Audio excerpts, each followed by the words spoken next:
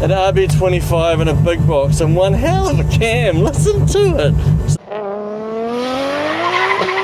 Yeah, and that's perfectly standard RB25, right? Yeah. Hey, I'm Zach. This is my Nissan Silvia S13 RB25.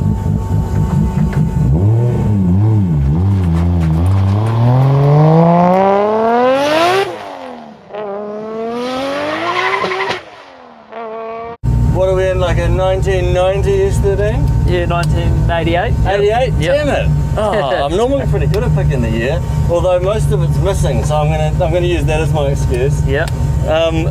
With RB25 built with a big box, I assume. Yeah. So just one of those brand new R34 gearboxes. Yep. And then what's in the rear? It's just a lock diff, R200 5x1. Yep. Axles, pretty standard kind of for a drift car / road car. Yep. And you've had this car for 17 years, I think. And you paid a really cool sum for it, eh? Yeah. It was like $800 this. Yeah. $800 for an S13. What was it? Was it a 1.8 litre non? Oh, it no. was. It didn't even have a heads up. Was it a 2 litre? Or is that dash out of another one? I think the dash is out of another car. Okay, yeah. Because the speedo cluster that it used to have factory was a 240k one as well. Yep. And it didn't actually plug in and work with that heads up. But yeah, I think it's 1.8 non-turbo. It had no motor or nothing in it when I bought it. Oh, okay, yep. It literally was just a rolling body with an RB subframe. That's what sold it to me. The formula was there. You just had to put it together. Perfect. It even come with a drive shaft to suit an RB20 gearbox. So. I was like, that's like ultimate for me. Yeah. And then I just bought a motor and boxed it. It actually was an RB20 to start with that I put in it, and then then I got it painted, and it slowly snowballed into what it is now. Evolution. Yeah. It's got quite the cam in it, doesn't it? Yeah. So it's basically a full race built head. Yes. In this, so it's gone to a solid lifter conversion, so I can rev it to, well, it revs to 8.5. Which is the main reason why I wanted to go back to the solid lifter. Yep. Revs are my favourite. Yeah. So I'll play revs all day over any power.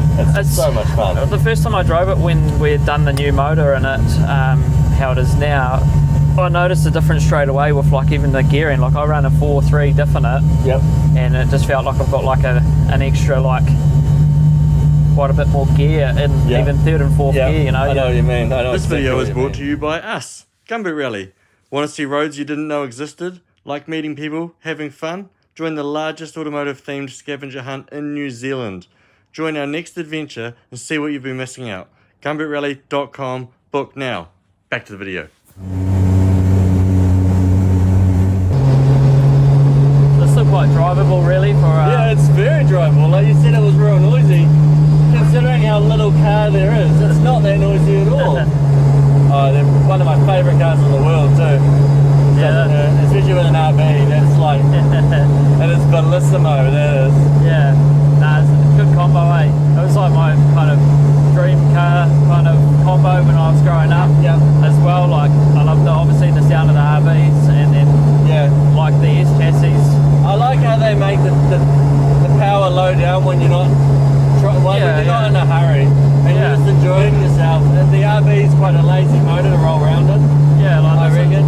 This is like, you know, fifth gear, and you're like, you know. Yeah, and that's perfectly standard RB25, right? Yeah.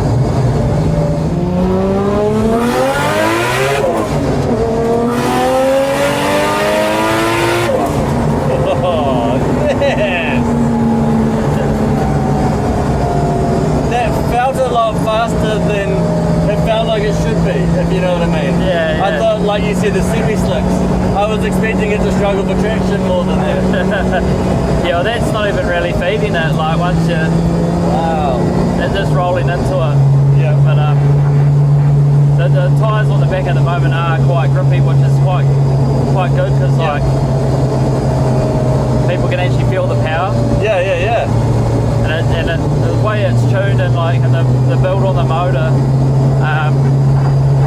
it's kind of made the power real linear and real good right through the rev range. So it actually, the higher you rev it, it doesn't peak off. It doesn't really it's roll giving off. you more and more and more.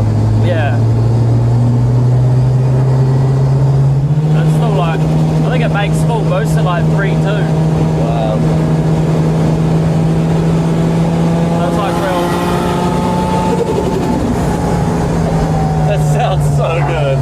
Yeah, it's good.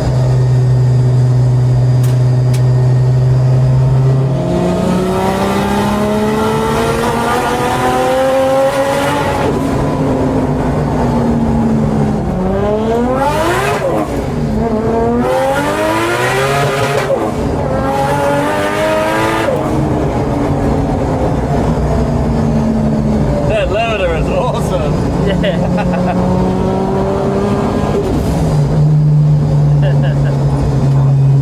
It's good. I don't really drive it much with the semis on the back, and I quite enjoy Yes. it not. Actually having power down. Yeah. But it's definitely enjoyable with street tyres on the back though. Yeah. It's a little more sketchy. How much power is it? We never said.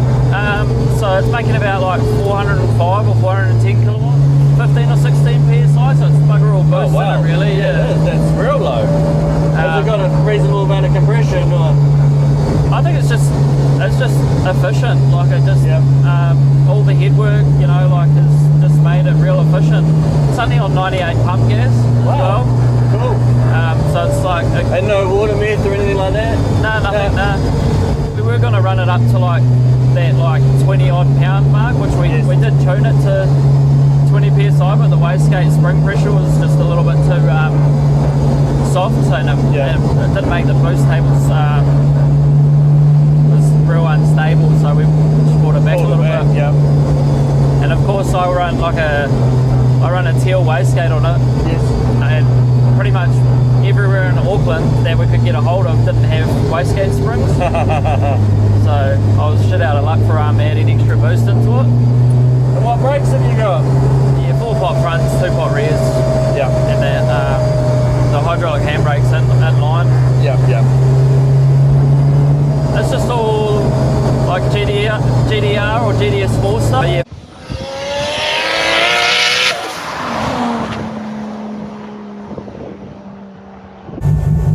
Okay. So, 1989. Oh yeah. It's good. I've never played with a drift one. 1989 S13 with an RB25 and a big box and one hell of a cam. Listen to it. So that's off now? Yeah, that's off now, yeah. Okay. And I'm probably going to stall it, am I? No. Oh yeah, it's not too bad.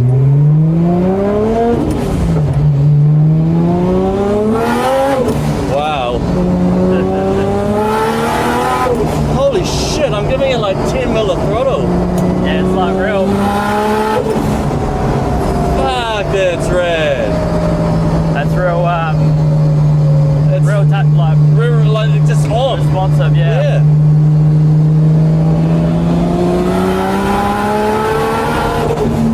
Holy shit.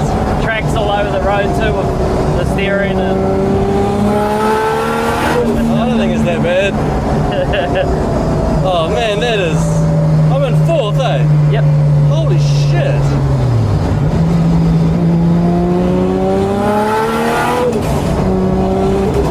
Oh man, that's fun.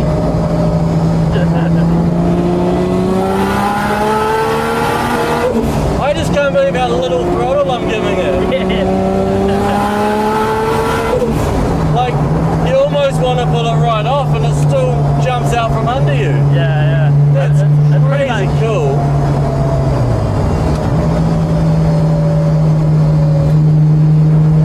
I have no desire to put my foot down at all. It's pretty much like the ultimate kind of power to response ratio, I reckon. It's like 4.2, eh? It just Yeah. something happens at 4.2 and it wants to run. Oh, listen to that. It doesn't like me, does it? It doesn't like driving slow, yeah. What's the trick? Just kind of bring it up and then, yeah. And because the throttle's so touchy, when you start to like bounce, It bounces with you. Yeah, it gets worse.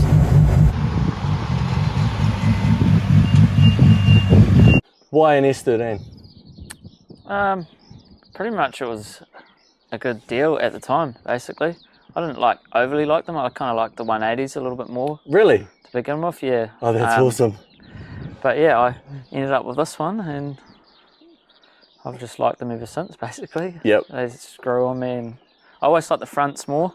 I kind of wanted to build like a Solady. You're a Solady guy, yep. But then, yeah, this was a good deal. It had the RB crossmember in it already, as I said, and yeah, it was good. RB25, big box, and then you've basically got, it's a Skyline rear end, isn't it? RT100, isn't it? Yeah. Yep. So it's all GDST or, turbo Skyline stuff. So you've just played the ultimate Lego game, really, and made a good looking Skyline. Yeah. Yeah, nice. Pretty much. Yeah.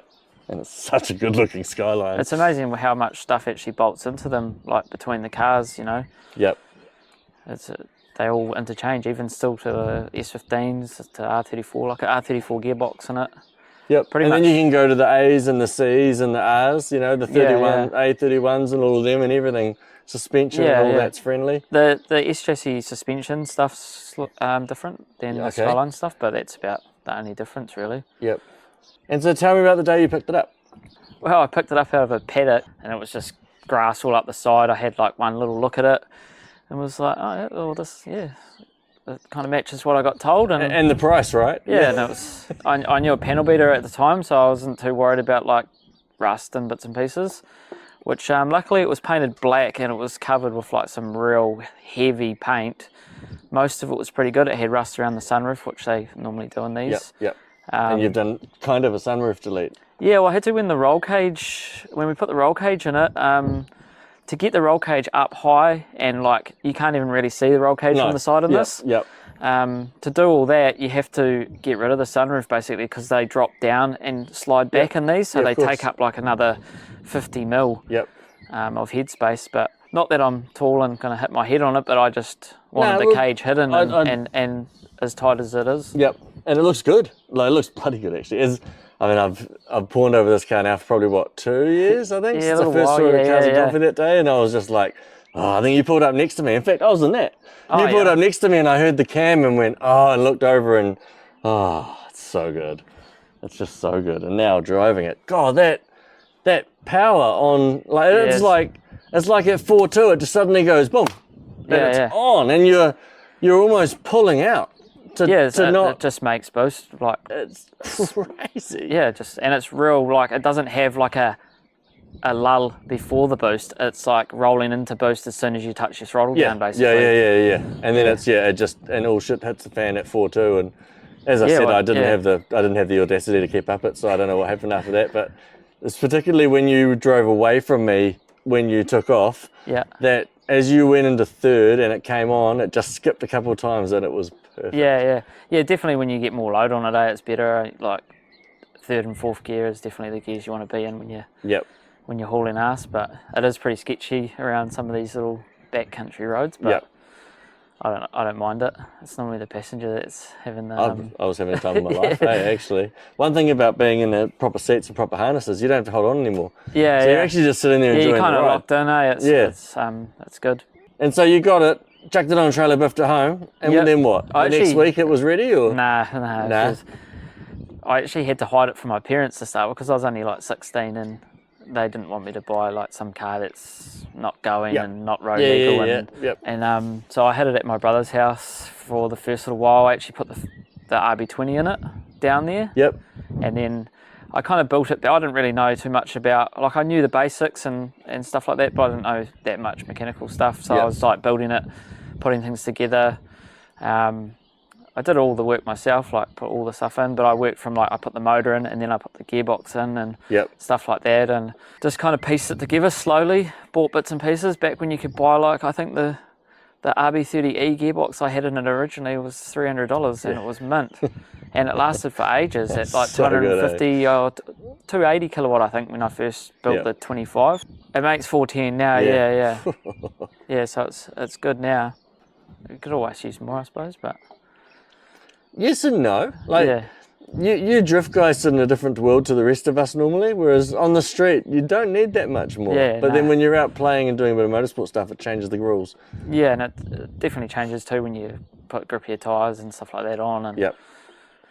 you kind of like sometimes you want a little bit more. But this is actually I'm happy with this when I drive it. Like track days and stuff like that, I don't really get dragged off by anyone. So what's your favourite track day, or what's your favourite event you've had it on so far? it would have to be Back Beach, hands down. Eh? Oh yeah. But I've done it twice now, and I'd do it again. I'd do it. Do it tomorrow. Yeah. Yeah.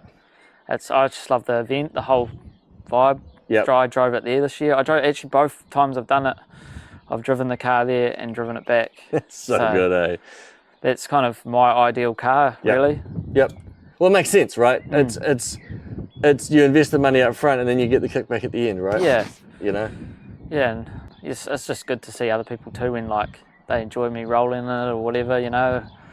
That definitely gives me a little kick every now and then, you know, like someone's like, oh, that's sick how you drove that back, and it's like, yeah, well, it's kind of the main reason why I own it. Yep. Is to use it, you know. And if money was no object, what would you have instead of it to use how you use it? That's a really hard one. Yeah. It would probably still be something driftable. Yep. Because that's just what I love. It's a hard one. I don't really think about it too much. Maybe it's that. Yeah, maybe. Maybe you've got the car that you want. I do. I'd love to build like a pro-built car, like a full pro-built sequential. But that wouldn't be a street car at all, would it? No, it wouldn't be street car. Yep. It'd be full track. That's probably what I'd stick with an RV though. Yep. Yeah. No change in there. Nice. Cool, man. Well, thanks for letting me drive your car. Yeah, no, I had it's all good. Fucking good time.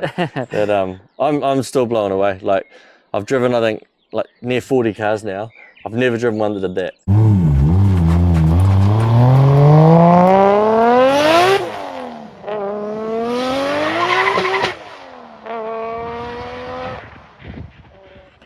Fuck, that's awesome.